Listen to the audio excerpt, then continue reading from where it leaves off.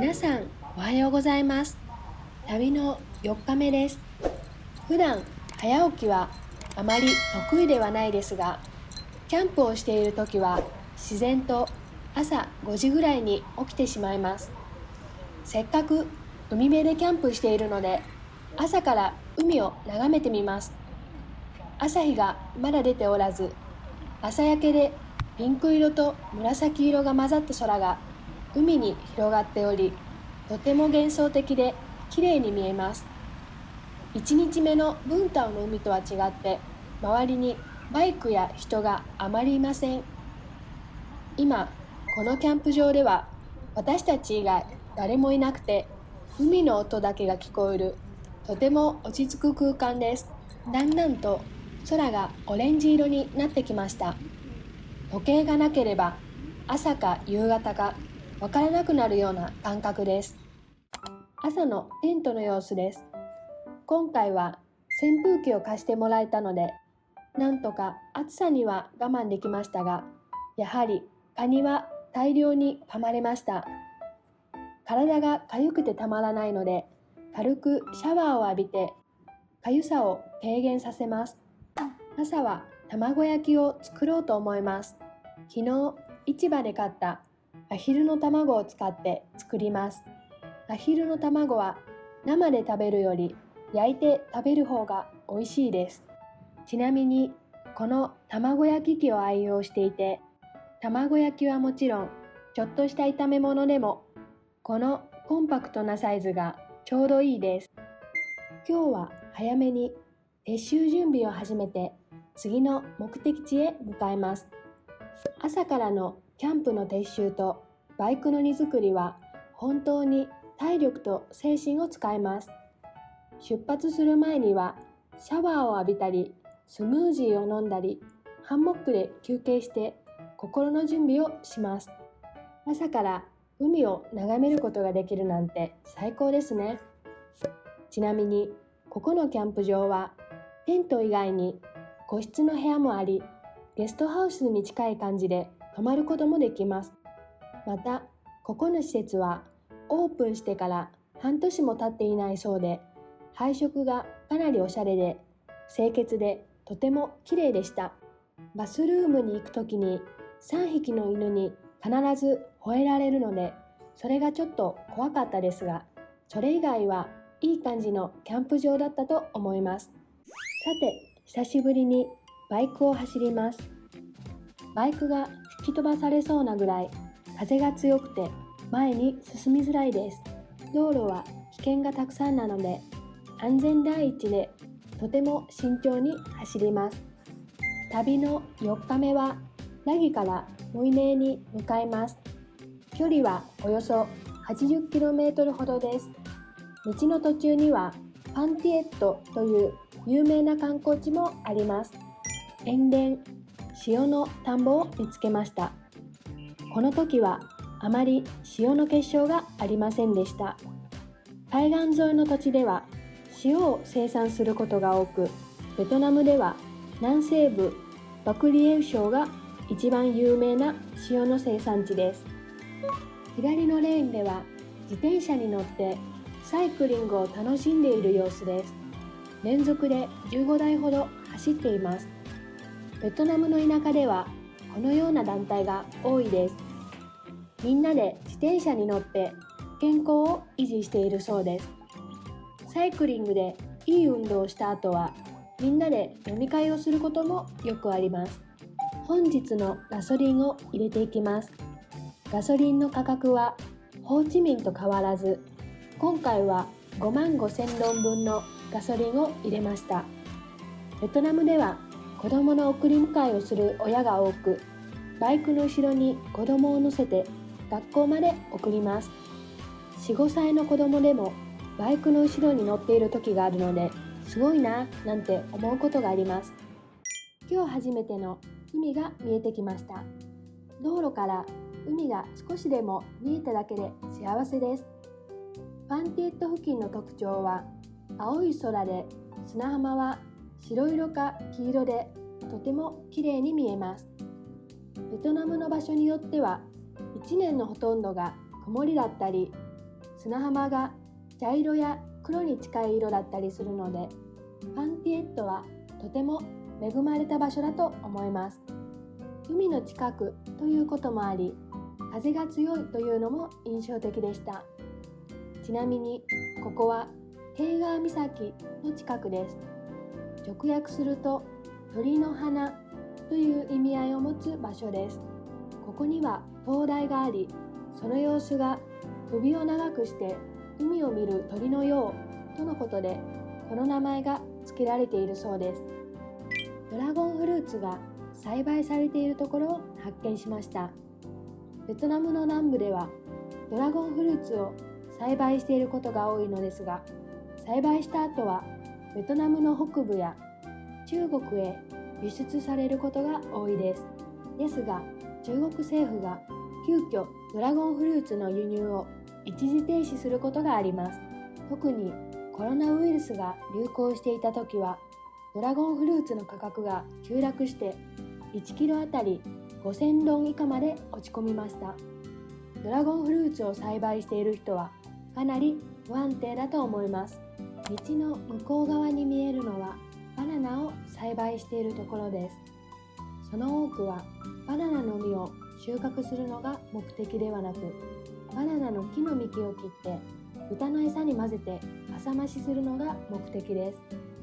バナナの木の幹を切ると、そこには年輪などは存在せず、玉ねぎのように柔らかい葉が何枚も重なっています。パイナップルの形をした像が道にポツンと一つありました。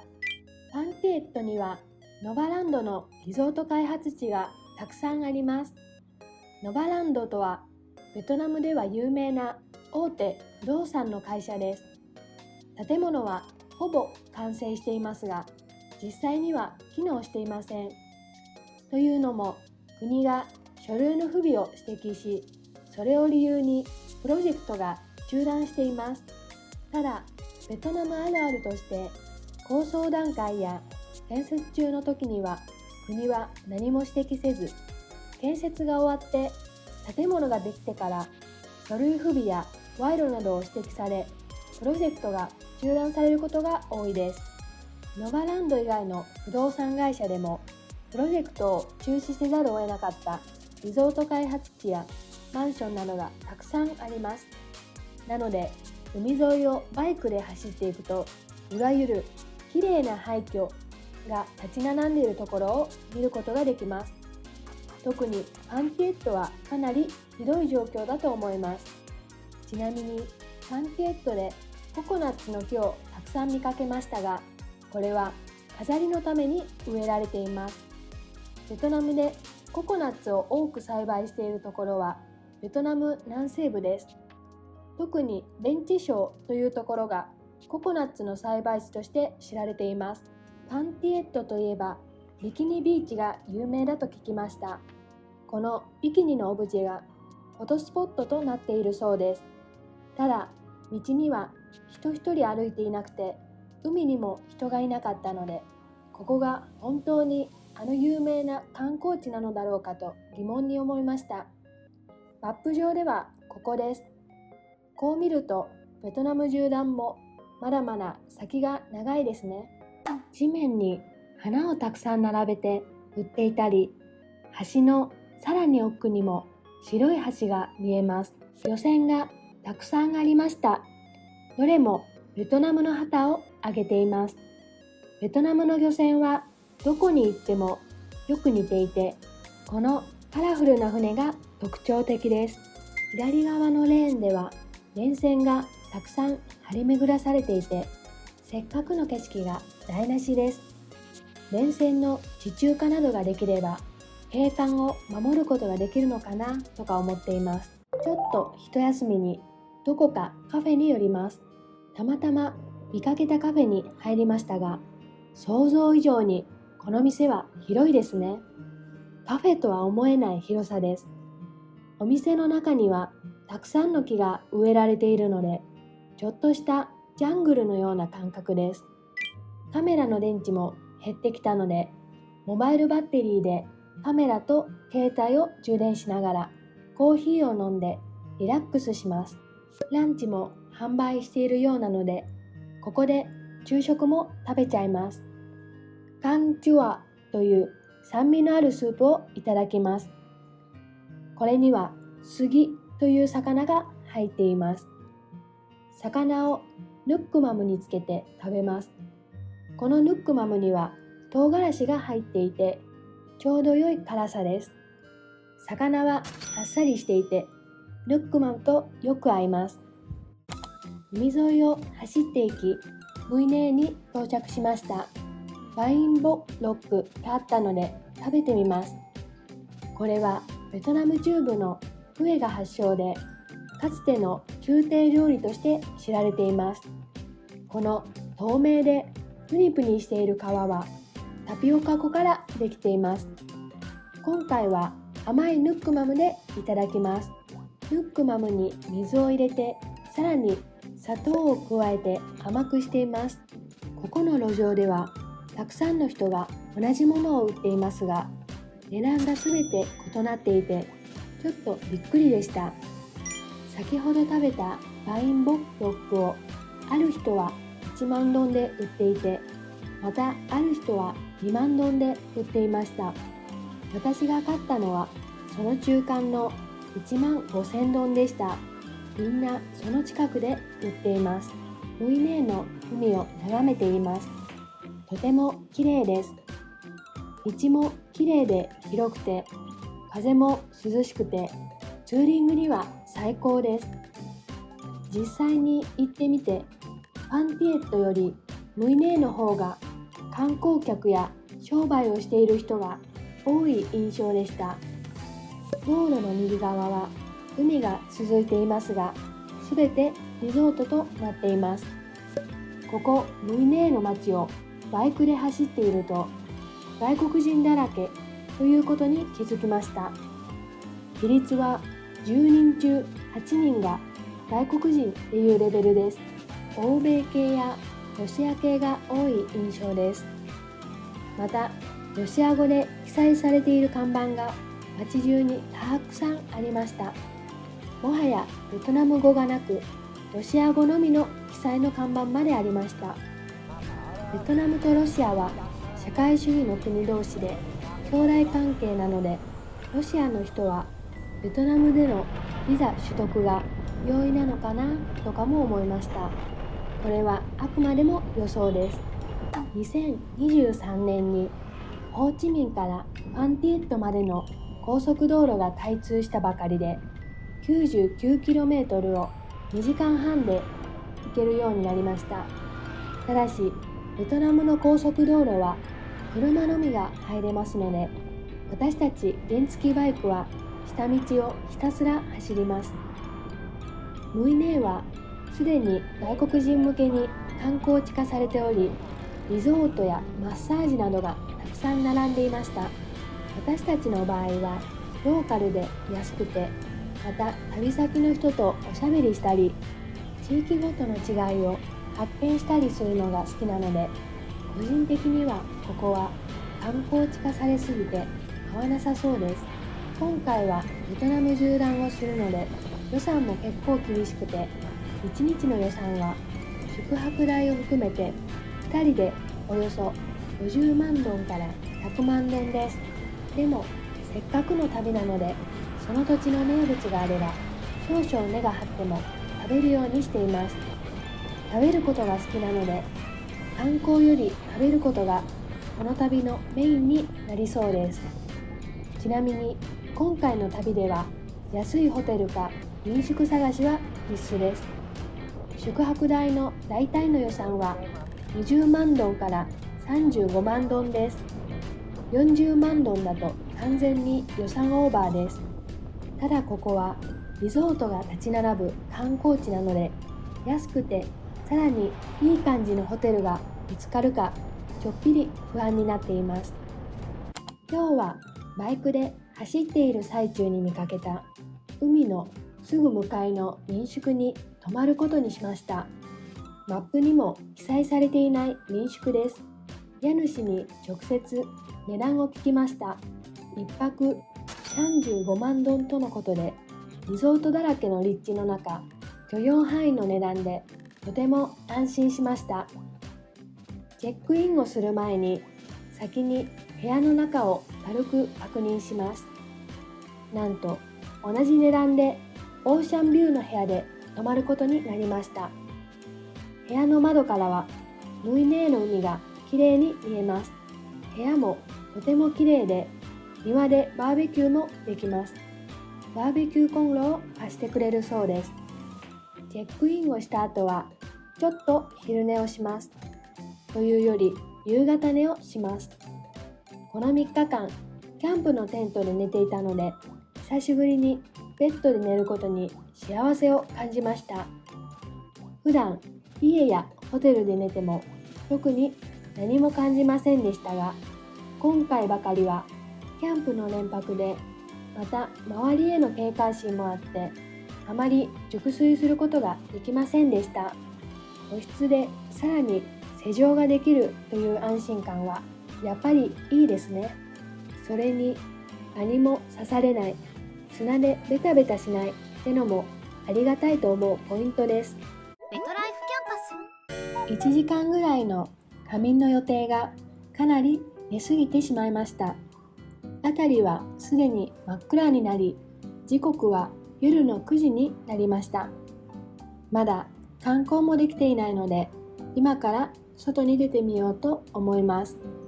と言っても、バイクで走ってみる限り、周りは特に何もなさそうです。ムイネーの名物を探しに周辺を散策しますが、バインセヨやバインコットの店ばかりです。これらの料理はどこでも食べることができるので、ここの名物は特になさそうです。家主やお店の人に聞いても、名物という名物はないよと言われました。マップを見ずにバイクで走っていると、とても暗くて狭い路地に行き着きました。ベトナムでは路地が多いので、路地の走行には慣れているつもりでしたが、ここの路地はあまり雰囲気が良くなかったです。路地を入っていくと、子供たちから突然大声で F ワードを言われ、かなり衝撃的でした。本当に小さい子供たちで、英語で知っている単語を冗談で言ってみただけだと思いますが、ちょっと心外でした。ベトナムに長く住んでいますが、ハローと言われることはあっても、F ワードを言われたのは後にも先にもムイネーにあるここの路地のみです。実際の映像がこちらです。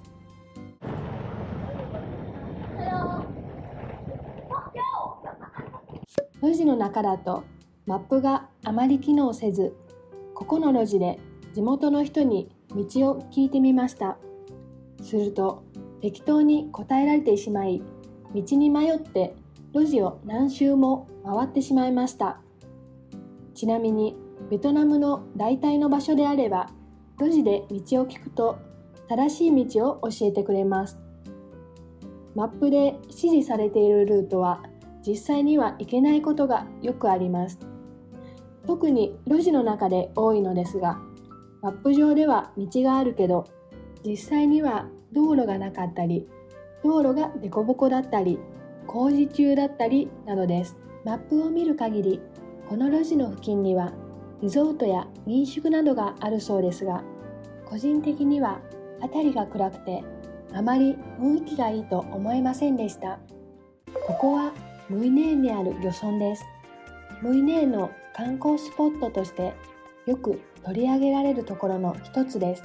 普通の漁船ではなく、丸い青色の船がたくさん浮かんでいるのがここの漁船の特徴です。すっかり夜になりましたが、道路からだとはっきりと船が見えます。漁村の向かいの海鮮のお店で料金を聞いてみました。ロブスターは生きていない状態にもかかわらず、他のところに比べてはるかに高くて、結局買いませんでした。ベトナム語で話しても観光客認定をされて、ローカル価格の相場より明らかに高いぼったくりの料金を提示されました。ムイネー漁村の口コミにも同じようなことが書いてあったので、ちょっと納得しました。SNS とかでよく見かける花ビーチというところに行ってみます。1人当たり10万ドンで夜10時まで滞在することができます。また、入館するときにもらえるチケットで一つ好きなドリンクをもらうことができます。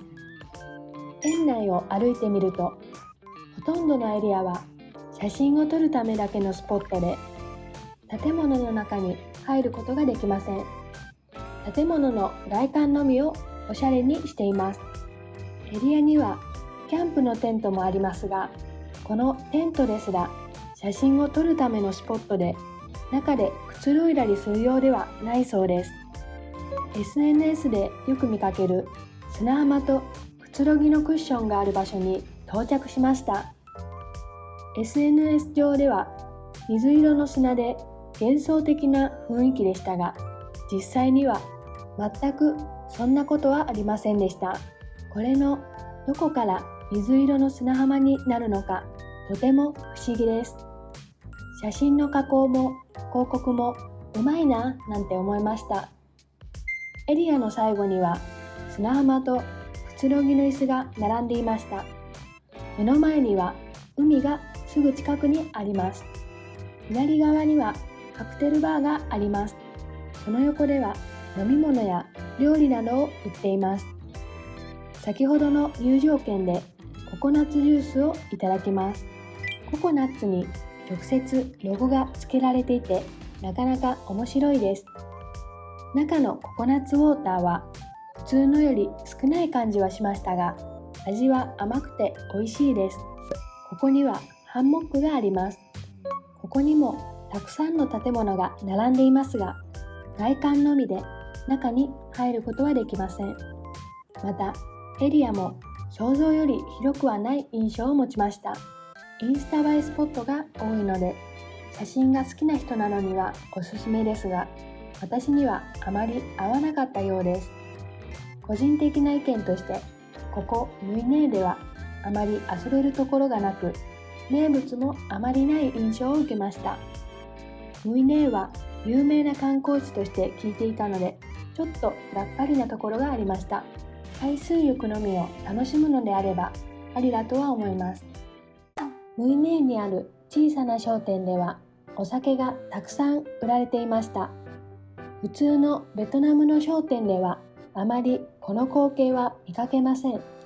観光客、特にロシアの方の需要があるんだなとしみじみ感じました。また店員によると、ロシアのお酒ももちろんあるそうです。地元の人からおすすめされたレストランは夜10時での閉店らしく、入ることができませんでした。ベトナムでクレープを売っているところをあまり見かけたことがなかったので、バナナチョコクレープを頼んでみました。昔はよく日本でクレープを食べていたので、ちょっと懐かしさと恋しさもあってワクワクしています。目の前で作ってくれるわけではなく、店の中の厨房で作るそうです。外の椅子に座ってクレープが出てくるのを待ちます。やっとクレープが出てきました。